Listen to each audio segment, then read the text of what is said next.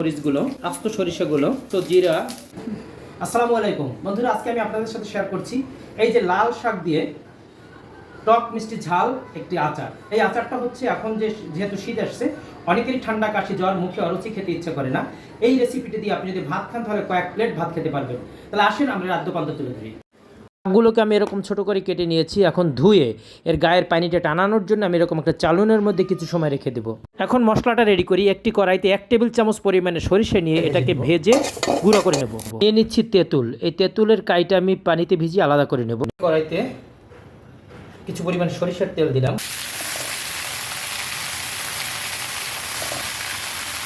এভাবে শাকটা ঢাকা যাবে না, উপর শাকের গায়ে যে পানি আছে সেই পানিটা টানানোর জন্য আমি এভাবে সরিষার তেল দিয়ে ভেজে নিচ্ছি, কিন্তু শাকটা ঢেকে সেদ্ধ করা যাবে না। এবারে যখন পানিটা একেবারে টেনে যাবে আমি শাকটাকে শিলপাটায় বেটে নিব। ঠান্ডা করে আমি এভাবে শিলপাটায় বেটে নিচ্ছি। এখন আমি দেখিয়ে দিচ্ছি এর উপকরণগুলো। এইটা আমি নিয়ে নিয়েছি তেঁতুলের কাই, যেটা সেইটা। এটা নিয়েছি সরিষা বাটা, ভেজে সরিষা বাটা যেটা সেইটা। এই হচ্ছে আস্ত সরিষা। এটা হচ্ছে পাঁচফোড়ন বাটা, এই হচ্ছে শুকনো মরিচ, এবং এই হচ্ছে রসুনের কোয়া। কড়াইতে আমি দিয়ে দিচ্ছি একটু, যেহেতু আচার সেহেতু একটু বেশি পরিমাণে সরিষার তেল দিতে হবে। এখানে প্রায় আমি 4-5 টেবিল চামচের মতো ব্যবহার করছি সরিষার তেল। তেলটা ধোয়া উঠবে তখন আমি এর মধ্যে দিয়ে দিচ্ছি শুকনো মরিচগুলো, তো সরিষাগুলো দিয়ে দিচ্ছি, আস্ত জিরা, এর মধ্যে দিয়ে দিচ্ছি আমি রসুনের কোয়াগুলো। এটাকে একটু ভালো করে ভেজে নিতে হবে।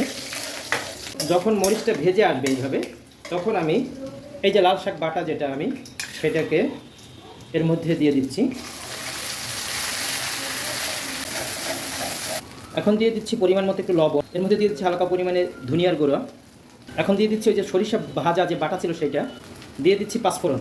এখন আমি এর মধ্যে দিয়ে দেবো ওই যে তেঁতুলের যে কাই ছিল, সেই তেঁতুলের কাই 2-3 চা চামচের মতো দিয়ে দেবো, 2 চামচ আর একটু দিয়ে দিচ্ছি। যে যেরকম টক পছন্দ করেন সেভাবে ব্যবহার করবেন। এর মধ্যে দিয়ে দিচ্ছি একটু হলুদের গুঁড়ি, দিচ্ছি হালকা পরিমাণে মরিচের গুঁড়ি। এটাকে ভালো করে মিশিয়ে নিতে হবে।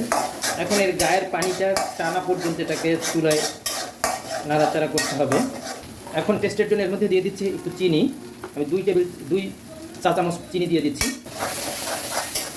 যেহেতু এটা আচার সেহেতু আমি কিছুদিন রেখে খাবো, তার জন্য আমি শেষ মুহূর্তে দিয়ে দিচ্ছি 2 চা চামচ পরিমাণে ভিনেগার। এর জন্য এটা নষ্ট হবে না এবং বেশ কয়েকদিন এটা বাসায় রেখে খাওয়া যাবে।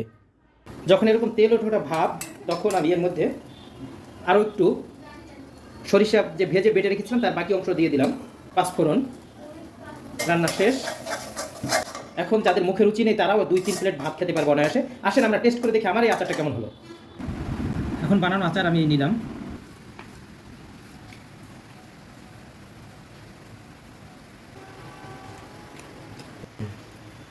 এত স্বাদ, এত টেস্ট। তাহলে বন্ধুরা আমাদের চ্যানেলটা সাবস্ক্রাইব করবেন, ফেসবুকে যারা আছেন শেয়ার করবেন, কমেন্ট করবেন, লাইক করবেন, জানাবেন আমাদের এই ভিডিওটা আপনাদের কেমন লাগে। ধন্যবাদ সবাইকে। আসসালামু আলাইকুম।